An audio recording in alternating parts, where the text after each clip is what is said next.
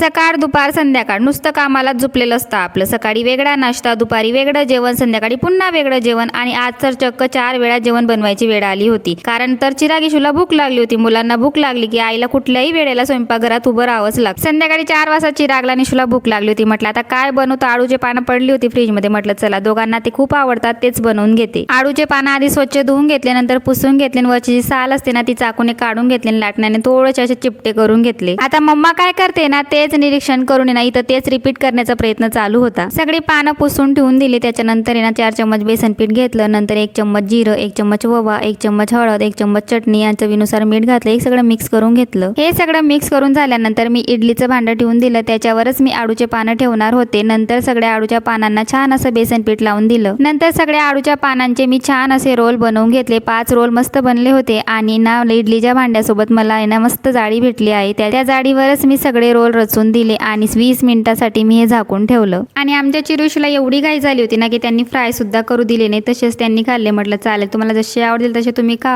आता काही लोक आहे ना डीप फ्राय करतात, पण मी काही डीप फ्राय केले नाही, मी तव्यावरच असे थोडंसं तेल टाकून रचून दिले, असे सुद्धा खूप क्रिस्पी बनतात। कसा वाटला व्हिडिओ नक्की सांगा। चॅनलवर नवीन असतील तर सबस्क्राईब करा, लाईक करा, शेअर करा आणि कमेंटही करा। Thank you so much for watching, bye.